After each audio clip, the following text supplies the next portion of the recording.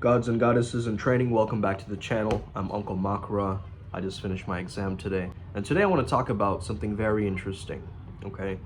A long time ago, before I started delving very deep into spirituality, into channeling, into esoteric subjects, I was exploring inner work or shadow work, okay? Now through this process, I started to unveil quite a lot of different things. And at one point I had a program called Soul Eater, okay? Which was the idea that you would be devouring that dark part of you. You would evolve, basically. You would understand how to lean into your shadows. And that was the kind of premise of it. And also, if you're familiar with the anime Soul Eater, you may have some understandings of that. That was a very interesting process, man. Now, during that time, we're also working with another brother of ours, Alex P. And we were talking about this song called Gone, okay? This song called Gone is by Trippie Redd and Paris Shadows. I don't know if you guys have ever heard of it, but it goes something like this. Is it love or is it lust? And I don't know who to trust. Na, na, na, na, na, na. Is it love or is it lust, right? That's a question that we have to ask ourselves as men and women. It's a very important question because, number one, lust moves us forward. It procreates the planet. It's that carnal desire that you need in order for you to actually procreate and have some level of arousal or horniness, right? Life force energy. Whereas the other one, that feeling of love, if you don't have that feeling of love, you feel disconnected. You feel almost separate from others, right? And so love is also very key, and love is also very important. So both these energies of love and lust really spoke to me, including the energy of Asmodeus of lust, demon king of lust, as well as Kamadeva, who's the Hindu god of love. Now, what if Shiva was the bridge to both of those worlds? So it would be Shivkamasmodeva. Now, Shivkamasmodeva is an understanding of the sacral energy, meaning it's a creative energy. The bridge between love and lust is this understanding that you can delve into that feeling of that primal essence that you have as a man, where you're exploring your own dominance. And on the other side, you're exploring the tantric realms. You're exploring more so your softer, more subtle psychic nature. You're focusing on the energy. So how do you generate an upward spiral with this kind of energy, okay? You got to understand that if you are somebody who is creating that sense of arousal and they're talking to someone, it is going to benefit you. This is from the book, The Domination Principle. I don't know if you guys have heard of it, but Mark is an absolute G, okay? And he's able to break down this concept so well. The same thing can be talked about if you've ever done any research into magic or psychic seduction and so forth, okay?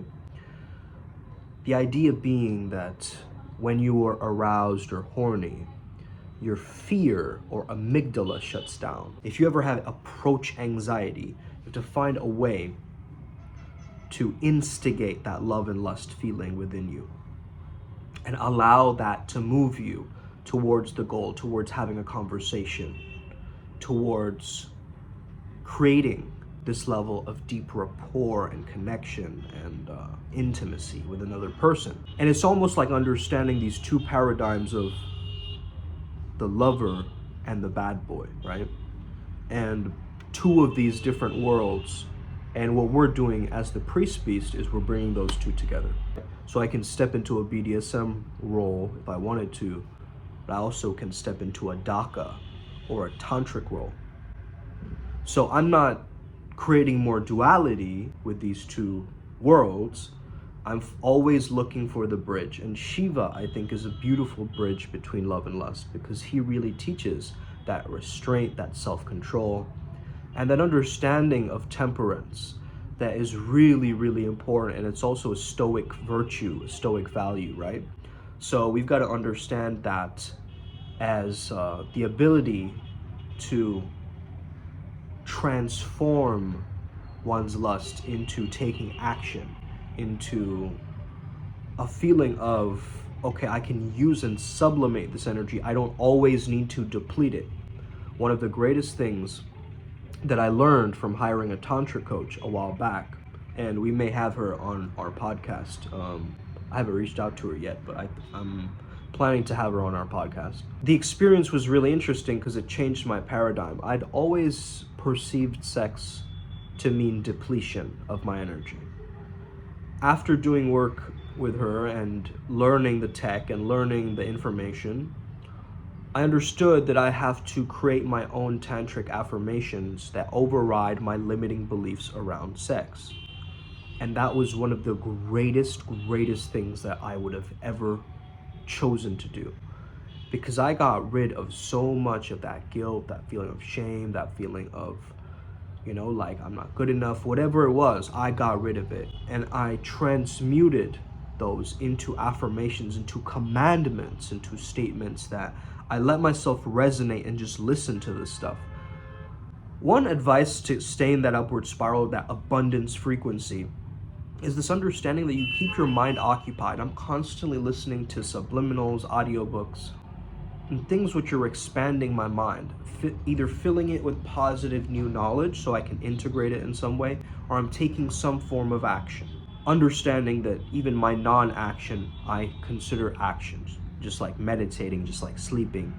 These are actions, okay? You gotta understand that. Even, it's like suspended animation, right? So it's still animated, but it's not, the character's not moving. So but the animation is still changing, right? The world keeps moving forward. So that's the real idea of wu-wei, action of non-action, or effortless effort, is when there's no force involved. If you know anything about Robert Greene's book, The Art of Seduction, you understand that force is one of the biggest seduction sins that you can make, because it's such a subtle art form, right? It's not in your face. You're not trying to do it. Oftentimes you'll notice it's this kind of very intuitive thing that's happening in the moment. So as long as you're creating this push-pull, this dance of Shiva Shakti, as long as you're creating some level of energy between you two. We live in a culture that's hyper-sexualized, right? And so we've got to understand how to use our sexuality to our benefit, not to our detriment. And I think a lot of us, we shame this idea in culture, and nobody wants to talk about it, right? It's such a taboo topic. But I've noticed the most taboo topics that at least I talk about, or I express, or I lean into, people all want to talk and hear about this and learn more about this, right? Because, hey, it's the thing that keeps our population going, right? There's something very scientific, but also very artistic about that, right? And if you can understand that this is such a powerful paradigm to be in, a paradigm is just a way that you see reality, right? It's a belief system, it's a lens of the world. If you think that you can't trust women or whatever, you will have experiences that will show you that women cannot be trusted, okay? And that might not be the truth, but you're reinforcing it through your selective focus, through your selective attention, because that's your belief system. You see what I'm saying? So always allow yourself to explore what more is out there besides the mundane, besides what I'm just reading about or hearing about. What's the real truth underneath all of these facts? And this is where it comes down to experiential learning, embodied learning, learning through action, learning through doing it, right? Instead of feeding yourself this information, you put that information into action. You integrate it. You figure out a way to teach others about it, right? If I'm not making a YouTube video, I'm either reading a book or I'm doing some work, or I have a client or a student that I'm coaching or teaching. I like really doing shamanic practices as well, and I've understood that I can use my state of alertness to enter my mind and pull through a lot of different visuals that my mind actually wants me to see, okay? So I have understood that my mind actually gives me this very interesting symbology at times. And at times we don't question it, but once you get really deep into the rabbit hole with doing spiritual work, now what makes somebody spiritual, I would say? Well, the first question to you, do you consider yourself to be spiritual in any way? If the answer is yes, let's move forward. If the answer is no, you're probably atheist, but still you might be interested in what I'm telling you. Now, if you're not denying yourself any of the pleasures of life, you are spiritual yet not religious. That's what I want you to try to understand, okay? So, do you believe in multiple gods or one God, or that idea of whether God is external to you or internal to you is going to matter so much, okay? Because if you feel like God is an energy that's separate from you, I don't know what to tell you, but I really think that there's something that is very twisted in your worldview. And of course, I'm not here to sit here and judge you or anything like that. I'm just saying that there might be some twisted logic here, because if you are part of the all and the all-encompassing and the omniscient, omnipotent force that is all around us and is everything, how can you say that you're not a part of that? You see what I'm saying? So I've always experienced God as being this internal state, almost a feeling that it's within me. I'm a divine spark of that energy. And I am God who has chosen this incarnation, right? To be a specific way.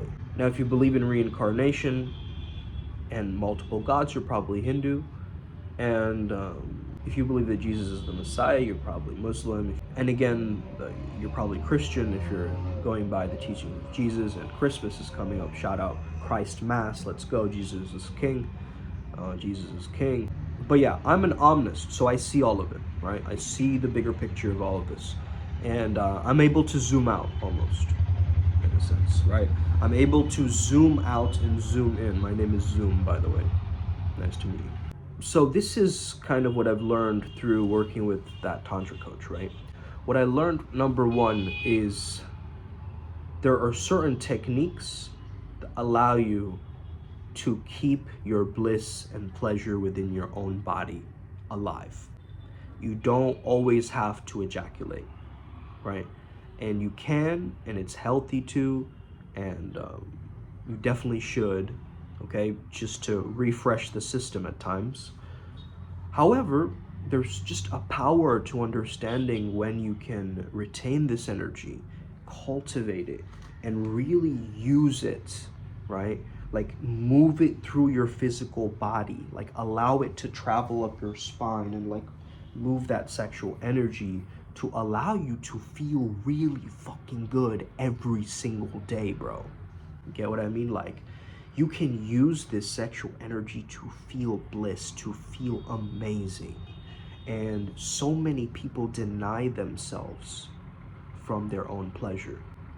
And how can you deny yourself that which is life force energy, that which flows through your veins every single day? You see what I mean? And that doesn't mean you have to be libidinous, and now that doesn't mean you have to be like full of libido all the time, but it does mean that you are emanating this kind of love and lust aura around you, where it's an energetic thing. If I'm really, really on top of things and I'm doing my energy work correctly, a girl who's interacting with me could be miles and miles away across the other side of the world. They will still feel my energy. It's like a boom, right? Like a whoosh energy. Immediately I'll get like 5 texts. This tends to happen more and more when you're on your energy process, right? When you're really cleaning yourself and you're doing the work and you're feeling the masculine polarity. You feel the polarity that you are really at your most dominant polarity, right?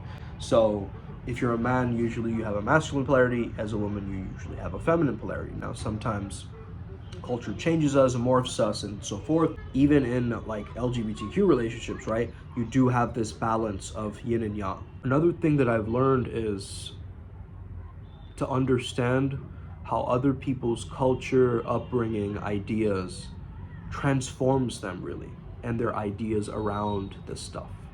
So if you grew up in a very new age, like spiritual family, where they're talking about auras and crystals and all that kind of stuff, maybe from California or something, right? Like, you grew up already kind of getting this heaps of intuition around wherever you went because it was allowed, right? That kind of information for you was allowed. And you felt like you could resonate with it because my family resonates with it.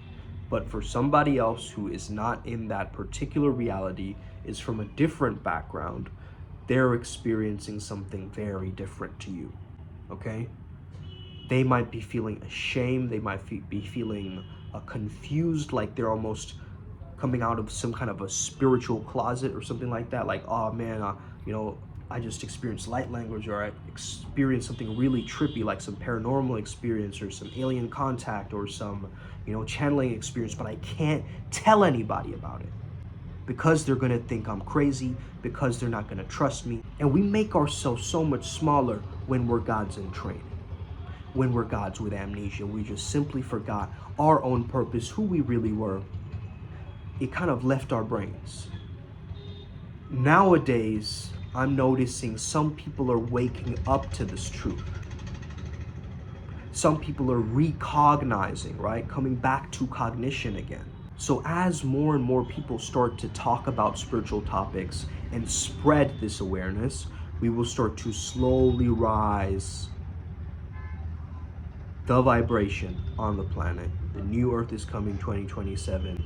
It's time where this ripple effect is about to take place, guys. The next year's coming up, Year of the Dragon. We're all gonna make it. Let's get it.